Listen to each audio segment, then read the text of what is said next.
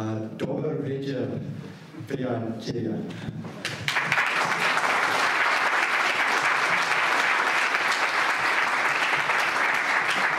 Friends, I must apologize for butchering your language. I am sure that Bulgarian is a tremendous language. My ability to speak it is very limited, but I hope after this visit we can find more connection than disconnection. Thank you for hosting us here. Thank you for welcoming us here.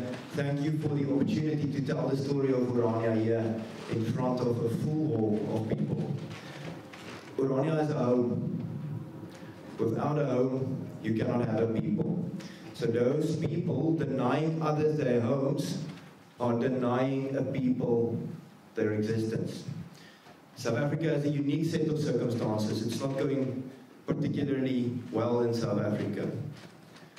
Some call Afghanistan the graveyard of empires.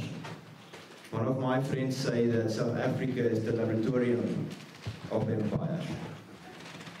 In a sense, South Africa is simultaneously 30 years ahead of the rest of the world, as well as 30 years behind the rest of the world. So in modern day South Africa, crime is out of hand, corruption is out of hand. We have rolling blackouts caused by an incompetent government, meaning that electricity is limited for several hours per day in times of load shedding. Crime is horrible and farmers get murdered in very brutal and violent ways. There's looting and there's looming communist legislation. In all of these things, the worst that happened to us is the fact that we are being denied a home for our people. Without a home, you are denied a future. And if a people cannot count on having a future, their past will vanish. It will vanish. If you do not have a future, if you do not have the assurance of a future for next generations and a home for them to stay in, you are denied your past. Your past will cease to exist. Your history will be erased. 126 years ago, Bulgarians and the Boer people, the Afrikaners, were joined fighting the British, the mighty British Empire. You sent volunteers to support our cause. Some years later, sadly, we met on different sides of the battlefield, on the border war in South Africa and Rhodesia, where the Soviet mandate, the communist mandate, supported the ANC communist approach in South Africa. And we met during the border war on different sides, even maybe just through support. Today we meet again, for the first time in many years. We set foot in your country and we hope to establish connection. I hope that our third meeting will be more like the first one than the second one. In your country, you have an old civilization. You've been here for many years, and for many years, things have been happening in this area. Today, we've heard that for more than 6,000 years, your cities have been inhabited. We are a young civilization. Afrikaners are merely 400 years that we are in Africa, people on our own. But the both of us, we are peoples in own right. We are nations in own right. And as I started, I must say that every nation deserves its own home. Afrikaners, the modern day Afrikaner or the Boer people, settled in what is now South Africa in 1652, when the first settler post started there.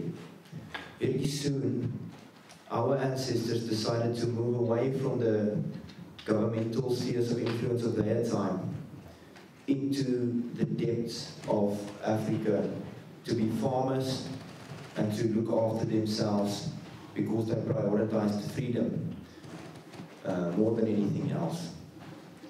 The British Empire later took over the Cape, and our people decided to completely move inland, saying that they will rather face the uncertainty of Africa to travel to what is later the Boer republics and establish something anew than be the citizens of the British Empire who were authoritarian and tyrannical and denied them their freedoms. And so a new identity was formed. Our history starts earlier than that. As Protestants in modern-day France, our ancestors were driven out for their Protestant faith by the Roman Catholics. They went to the Cape of Good Hope. They left businesses, land, and even families to pursue religious freedom. Their religious freedom were more important to them than their economic welfare. Yet again, under British influence, our people chose their principles and their values and their freedom. And they left their farms, they left their businesses, they left their money and their families, those who didn't want to move with them, and they moved inland. Their values and their freedom, they prioritized above their economic welfare. And yet again, after losing the second war of freedom against the British Empire, our people lost everything and they had to restart a third time. A third time, Afrikaner, the Boer people, had to restart and rebuild and recreate. After that, they thought that they had a great future ahead of them. South Africa started to industrialize under the economic leaders of its time. It built mighty institutions to do metalwork, steelwork, defense, a great energy provider of which is now only a skeleton remaining. South Africa grew tremendously, economically, politically, and militarily. And Afrikaner yet again had their own home in which they were in control of. We were a free and proud people, and we thought that we had it all figured out. But we built a mighty fort, a mighty castle, on a very unstable foundation. We built a castle, we built a fort, but we built it on a foundation of sand. The foundation of sand that we built on was the foundation of cheap black labor in South Africa. What was supposed to be our home, our future, became an international play ball for the big states of the world. The capital West and the communist East used South Africa as a play ball.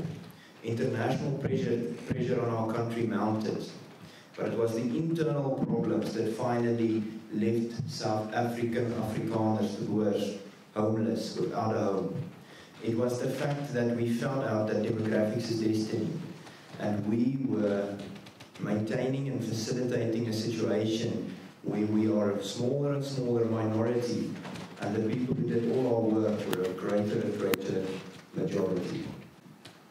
And so an end came to what is now called the Old South Africa, and a supposed wonderful new South Africa came to be. Some in the West would even say that Nelson Mandela personally came down from heaven to save the wonderful Rainbow Nation. Everything that he touched seemed to be made of gold. But for the Afrikaner, the Boer people, the situation was a bit different. In the eyes of the world, and even to some extent in the eyes of our own people, we lost the right to exist. This was the challenge of the generation of Afrikaners that had to create Orania. Now, important, Orania was created before the end of the previous regime in South Africa, before the end of that regime, because the people who created it had a vision to build a place that is built on ethical grounds, where no one can claim that we are misusing them, as well as a place that can secure a future for our people in the southern tip of Africa, as we have no other home. For that reason, Orania is not a reactive community, it is a proactive community. Before our biggest problems started, our founding fathers had the vision to create a place for our people. A place where Afrikaners can have a home. As I said in the beginning, if you have no home, you have nothing.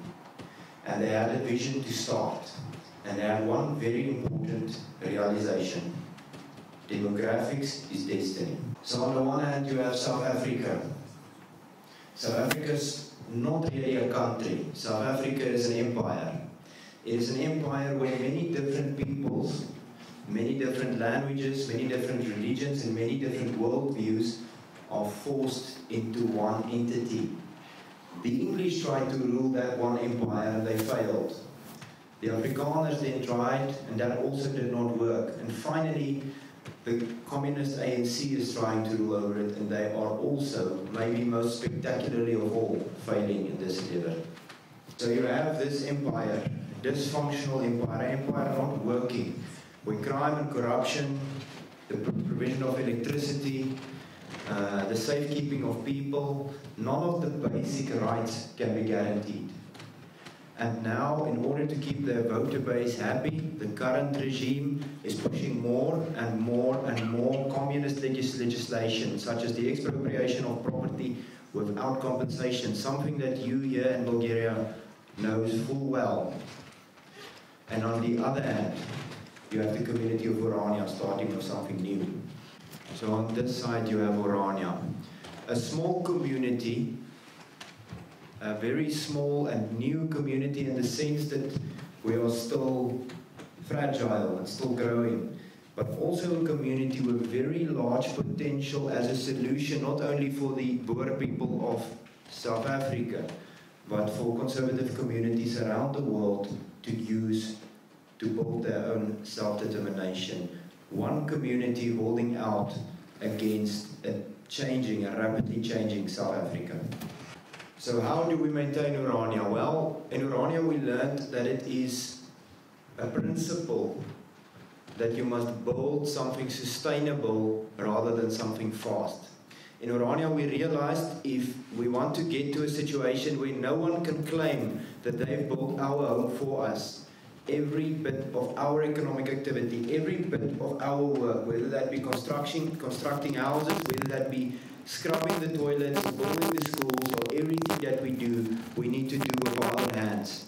If you use another people to do your work, not only will you be in a demographic minority very soon, you will also get in a situation where people claim that you built without justice and misuse people and use that to change your local government so you have no say left over yourself.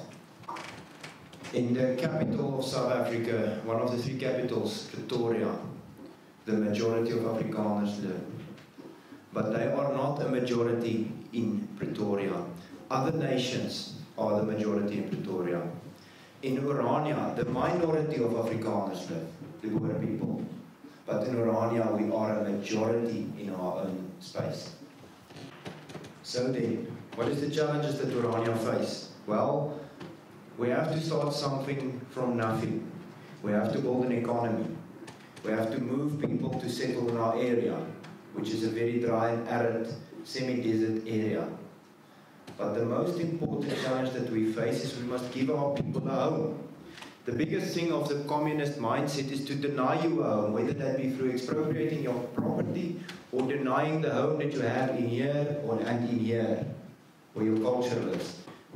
To reignite the old roots of our culture and our people's hearts and minds is important, and also to bring change in how our people build a society, to relearn to do it ourselves and not be addicted to the cheap labor of foreigners. The two big changes that are needed for the Boer people, the Afrikaner people, and for Orania to succeed in creating a national home for our people. Over the past 30 years, we've built out our community, we've built out schools, we built out a college where we can train young people who are done with high school. In 2019, the college started with only 5 students. 2020, there was 50 students studying there full-time, and now more than 200 Afrikaner students are studying in Orania. Simultaneously, our economy has grown, and we've created alternative electrical input into our community to survive the devastating economic effects of load shedding, rolling blackouts in South Africa. Our links with a greater movement in South Africa, the Solidarity Movement, which accumulated more than 500,000 Afrikaner members who also support development in Orania, makes it possible for us to grow. But more important, we must get Orania in the people before we can get the people in Orania. If I can give some lessons from South Africa. I can say many things. I can say that in a country that is under the rule of communists with a lot of diverse people, low trust society, I can tell you ways in which you can ensure that your safety is maintained. I can tell you the ways in South Africa how we figured out to build estates so that our people are hidden from crime. I can tell you how to create alternative energy solutions to survive when finally the power infrastructure goes down due to mismanagement. And I can tell you the plans to get around corruption and bad service delivery. But that is not the lessons that we are here to discuss tonight. All those things are very important, and if you can learn from South Africa, if your country also faces similar challenges, do learn those. But there's something much more important, and that is a reminder that if you want to have a future, you need to have a home. And if that means that you must concentrate your people demographically in one space, as we as a minority nation in the South African context had to do, where we had to focus on an empty piece of desert to have the opportunity to become a demographic majority so that we can make decisions for ourselves, that is the lesson. Without a home, you cannot be a people. And that's much more important than any of the practical things that we can also discuss. Our culture and our Christian faith, if that can survive, we can survive anything. The ANC government, the British Empire, or any other empire or state or communist entity or anything else, anything they throw against us, if we can keep our culture and we can keep our religion, we will have a future. And all the efforts that we have should be to maintain those and to build a national home for our people. Here in Sofia, more than 120 years ago, a famous Bulgarian poet, Cvetan Mirkov, is that right, wrote about the war in Transvaal, in the Republic of Transvaal. And he wrote very graphically about the war and the destruction and how people are dying and bleeding and everything wrong. But he also said that reason and mercy will triumph in the end. Now with war again in Europe, here in Europe you have a war again and things can quickly change. Do not forget that the practical day-to-day things are very important, but they cannot be more important than building your culture, your religion, and maintaining a home. And if that is the only message from Orania tonight, I hope that stays with you. We are honored to be your guests. We are honored to be received as friends, and we appreciate it deeply. Thank you very much for listening to us. I would now like to invite the audience to ask if they have any questions about Orania, and then we can open the floor for more open